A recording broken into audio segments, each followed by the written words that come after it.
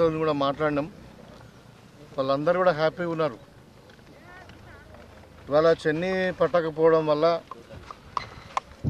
ఒక సంచికి 1 కిలో చొప్పున తరుగు తీస్తున్నారు. కానీ మరి ఇలా హమాలీల కొరత కానీ లారీల కొరత కానీ మరి ఇంకా ఎలాంటి సమస్య లేకుండా ఇవాళ రైతులకు 48 గంటలలోనే వాళ్ళ ఖాతాలో డబ్బులు వేసేటువంటి పరిస్థితి వాళ్ళ మా ప్రియతమ నాయకుడు రేవంత్ రెడ్డి గారి నాయకత్వంలో జరుగుతూ ఉంది.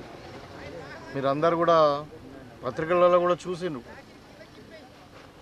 ఇవాళ క్లియర్గా ప్రతి రైస్ మిల్లర్లకు ఇన్స్ట్రక్షన్స్ ఇవ్వడం జరిగింది. రెవెన్యూ డిపార్ట్మెంటు కలెక్టర్ గారికి జేసీ గారికి అందరూ కూడా ఇన్స్ట్రక్షన్స్ ఇచ్చి సర్క్యులర్ ఇవ్వడం జరిగింది.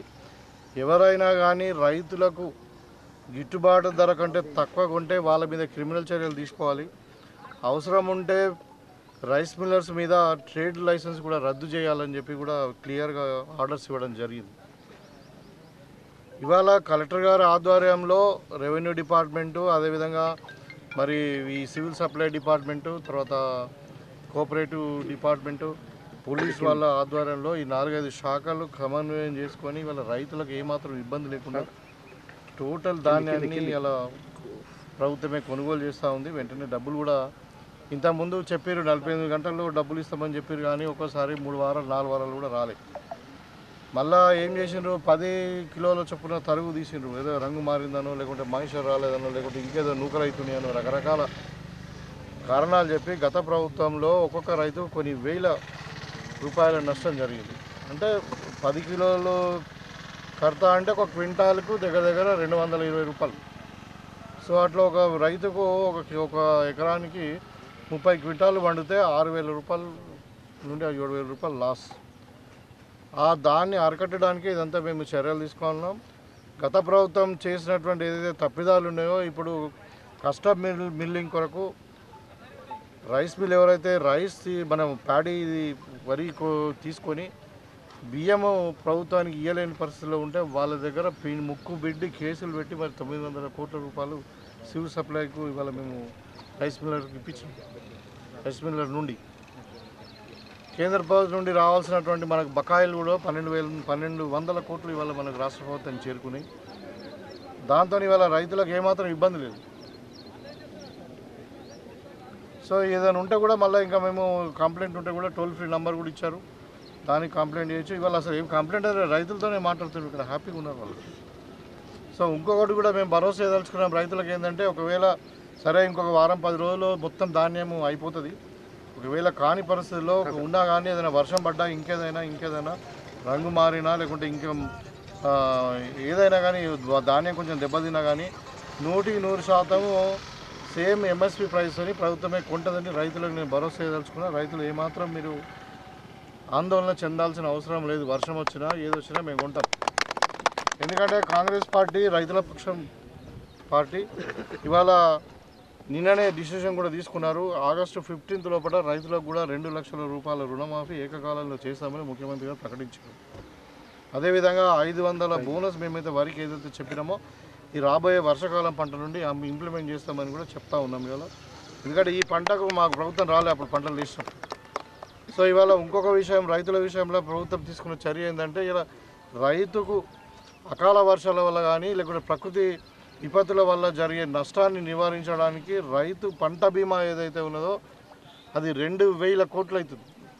ఆ 2,000 కోట్ల మొత్తం డబ్బును కూడా ప్రభుత్వమే ఇన్సూరెన్స్ కంపెనీలకు చెల్లిస్తూ ఉంది.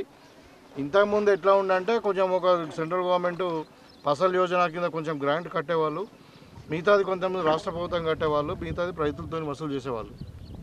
ఇవాళ రైతుకు బ్యాంకులో ఖాతా ఉన్నదా లేదా, లోన్ ఉందా లేదా, ఏం సంబంధం లేకుండా 100% అన్ని పంటలకు, ఒక వరికే కాదు, మొక్కజొన్న కావచ్చు, పసుపు కావచ్చు, అదేవిధంగా నీకు ఎర్రజొన్నలు కావచ్చు, ఏ పంట అయినా ఉండని వాళ్ళకు పంటతో నిమిత్తం లేకుండా, వాళ్ళకు బ్యాంకుతో నిమిత్తం లేకుండా టోటల్గా పంట బీమా పథకాన్ని ఈ ప్రభుత్వం అమలు చేస్తూ ఉంది.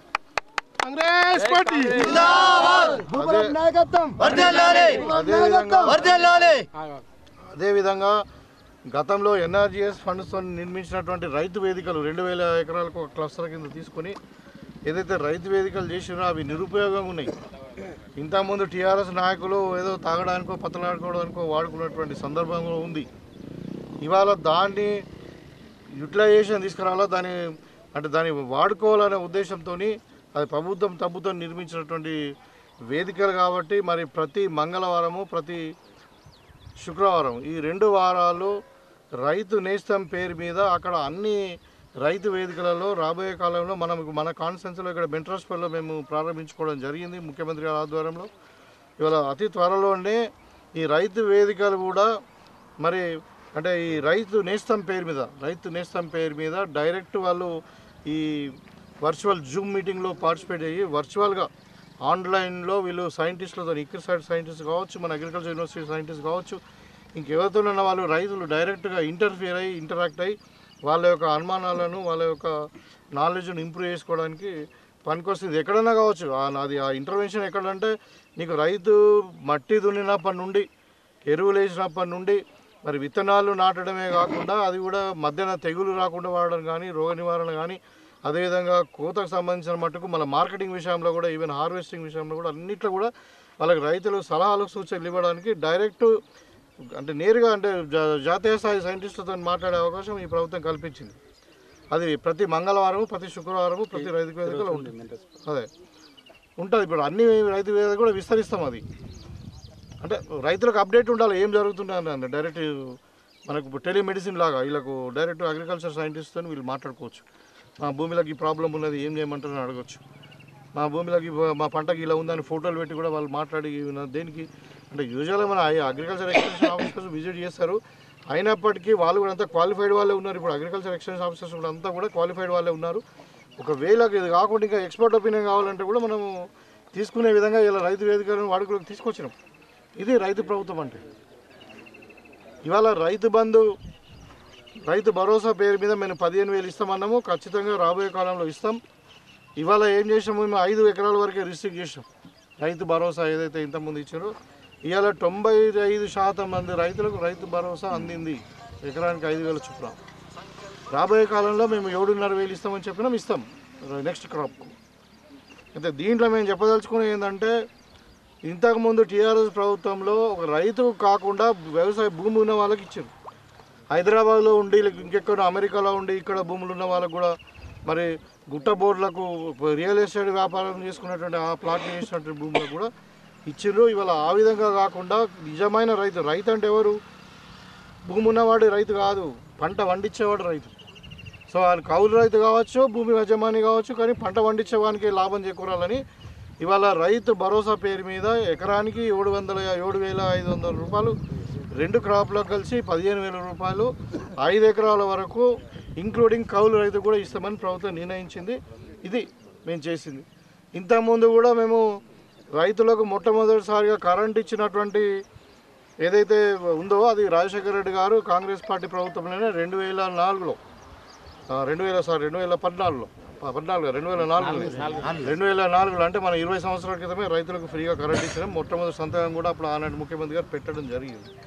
ఇవాళ మేము రైతులకు ఉచిత కరెంట్ ఇవ్వడమే కాకుండా గృహాలకు కూడా ఉచితంగా కరెంట్ ఇస్తా ఉన్నాం.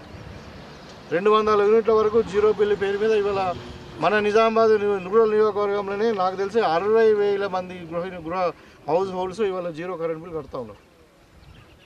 మహిళలకు ఉచిత ప్రయాణం 30 కోట్ల మంది మహిళలు ప్రయాణం చేసి ఇవాళ ఆర్టీసీ బతకలేని పరిస్థితుల్లో ఇవాళ మనకు కాంగ్రెస్ పార్టీ దాన్ని టేక్ ఓవర్ చేసి వీళ్ళ బిల్లును కాంగ్రెస్ పార్టీ అంటే ప్రభుత్వం కడతా ఉంది. దగ్గర 1,000 కోట్లు కట్టినాం ఇవాళ 4 నెలల్లో. అధికారికంగా 4 నెలల్లో 1,000 కోట్లు ఆర్టీసీకి మేము పే చేసిన మహిళల కొరకు. ఇవాళ ఆర్టీసీ లాభాలలో నడుస్తుంది. మహిళా సోదరుమణులు అక్కజల్లే కాకుండా కాలేజీ పిల్లలు కూడా ఇవాళ ఫ్రీగా బస్సులో పోతున్నారు. అంటే ఈ విధంగా ఇలా నేను చెప్పుకుంటూ పోతే చాలా ఉన్నాయి. ఇవాళ చాలామంది చాలా మాట్లాడుతున్నారు. టీఆర్ఎస్ అంటూ రైతుల గురించి ధర్నా చేస్తున్నారు. ఇక బీజేపీ వాళ్ళు ధర్నా చేయడం రైతుల గురించి అంటే మరి నల్ల చట్టాలు తెచ్చింది ఎవరు? రైతుల గురించి ఇంతకుముందు మీరు ఏమైనా పట్టించుకున్నారా? రైతుల గురించి టీఆర్ఎస్ వాళ్ళు పంట నష్టంకు 10,000 ఇస్తామని ఇచ్చిర్రా? పంట బీమా ఉన్నదాన్ని ఎత్తేసిండ్రు. రైతులు ఆత్మహత్య పలకరించే పాపన పోలేదు. నేను చెప్పడం కాదు, గతంలో ఉన్నటువంటి టీఆర్ఎస్ ప్రభుత్వం లెక్కల ప్రకారమే 8,000 మంది చనిపోయినారు రైతులు. అంటే వాళ్ళు ఉన్నది 10 ఏళ్ళు, మరి మీరు లెక్క పెట్టండి. రోజు ఒక రైతు చొప్పున ఆత్మహత్య చేసుకున్నాడు. ఎప్పుడైనా ఏ రైతులైనా వీళ్ళు పరికరించారా? ఇవాళ మా మీద మాట్లాడుతున్నారు, కాంగ్రెస్ పార్టీ మీద. 3 నెలలు కాలేదు మేము వచ్చి. ఇవాళ రైతుల పేరు మీద దీక్షలు చేస్తూ ఉన్నారు, దొంగ దీక్షలు. అంటే రైతులకు అంత అమాయకుల రైతులు. నిజామాబాద్ రైతులు, తెలంగాణ రైతులు చాలా చైతన్యవంతులు నిజామాబాద్ ప్రజలైతే. కాబట్టి నేను చెప్తా ఉన్నా, ఇప్పుడు ఎన్నికల సమయం అయినా కానీ చెప్పక తప్పట్లేదు. గతంలో కవితకు ఏదైతే పసుపు రైతులతో దెబ్బ తగిలి మరి ఇంట్లో కూర్చోబెట్టినో సీఎం కూతురు, ఇవాళ అరవింద్ కూడా దెబ్బ తప్పకుండా ఇంటికి పోవాల్సిందే. ఎందుకంటే రైతుల పక్షానే మాట్లాడేటువంటి హక్కు కానీ అర్హత కానీ బీజేపీకి కానీ టీఆర్ఎస్ కానీ లేదు. గతంలో వాళ్ళే ఉన్నారు కదా ప్రభుత్వం. 10 ఏళ్ళ నుండి టీఆర్ఎస్ ఉంటే 10 ఏళ్ళ నుండి బీజేపీ ఉంది కదా. మరి చెప్పానండి రైతులకు ఏం చేసినారు. ఇవాళ కాంగ్రెస్ గ్యారంటీల మీద మాట్లాడుతున్నారు. నేను మోడీ గారు గ్యారంటీలు ఏం చేశారు? 2 కోట్ల ఉద్యోగాలు అన్నారు సంవత్సరానికి. 15,000 లక్షల రూపాయలు ఒక్కొక్క అకౌంట్లో ఇస్తామన్నారు. బ్యాంకులో ఎన్ఆర్ఐ ఫండ్ అది మన స్విస్ బ్యాంకుల ఖాతాలను తెచ్చి. ఇవాళ ఏమైంది? ఉన్న ఫ్యాక్టరీలన్నీ మూతపడిపోయి, అన్ఎంప్లాయ్మెంట్ పెరిగిపోయి, నిరుద్యోగం పెరిగిపోయి, మేము పార్లమెంట్లో మాకు అధికారం వచ్చిన తర్వాత రాహుల్ గాంధీ గారు ప్రైమ్ మినిస్టర్ అయిన తర్వాత మేము అడుగుతున్నాం, మీరు అల్లీగల్ ఎంఎస్సీ అప్రూవ్ చేసి చెప్పారు 2,260 రూపాయలు అన్నారు. అది ఎవరికి అమ్ముకుంటున్నావు, ఎంతకు అమ్ముకుంటున్నావు అనేది ఎక్కడ మానిటరింగ్ ఉంది?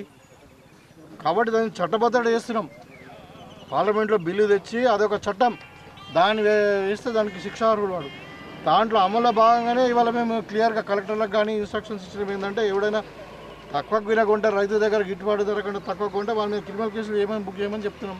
ఇవాళ మధ్యవర్తులు వస్తుండొచ్చు, వేరే ప్రైవేట్ వ్యాపారులు వస్తున్నారు, కానీ దానికంటే ఎంఎస్పీ కంటే ఎక్కువనే కొంటారు, కానీ తక్కువ కొనట్లే. ఇవాళ రైతుకు లాభం జరుగుతుంది. అంతే రైతులు గమనించాలి. రైతుల పండించిన పంట కూడా గిట్టుబాటు ధర కూడా మేము పార్లమెంట్లో చట్టం చేయబోతున్నాం.